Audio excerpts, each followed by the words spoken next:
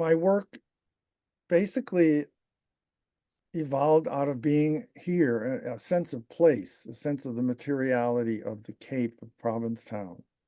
So it was things that were around me that I responded to.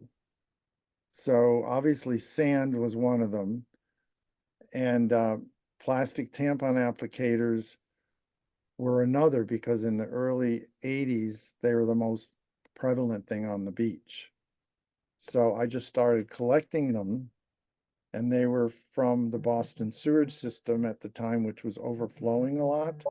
These plastic tampon applicators floated across Cape Cod Bay from the Boston sewage system and landed on the beaches, and I started collecting them, and I didn't know what they were. I mean, I grew up with six sisters. I never saw a tampon in the house, Catholic family. And I started making sculptures and things, and then, someone told me, hey, you know what these are? And oh, okay. And then I started playing and making sculptures with them and investigating, found out about toxic shock syndrome, which was an issue with the plastics and the pads themselves. They were a serious issue for women. And of course, plastics in the marine environment and the whole environmental issue, which back then people weren't really talking about at all. I sponsored a bill in the State House in Boston that would limit non-biodegradable feminine hygiene products. And so I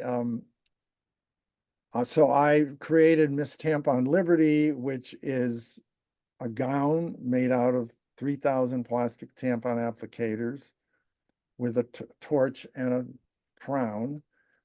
Uh, I created that for the centennial of the Statue of Liberty. And so I went to New York wearing the gown. The best part about wearing the gown is the sound of it.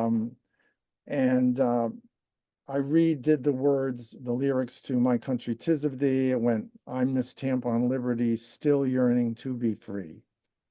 Of thee I sing, garbage runs by my side, here to our country we must treat with pride, let freedom ring. And of course, it's based on the Emmer Lazarus poem that's at the Statue of Liberty, which is give me your poor, the wretched refuse of your teeming shore, which of course are immigrants.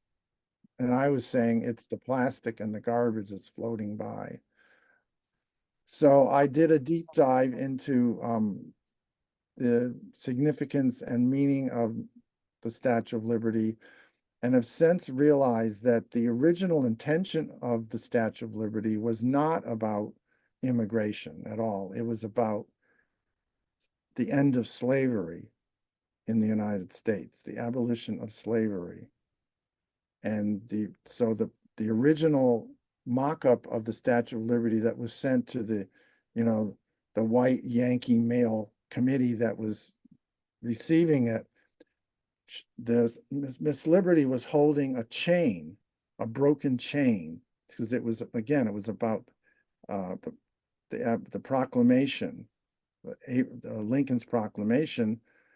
So they said, no, we can't do that. They put a book, and you'll notice there's a chain at the foot of the Statue of Liberty.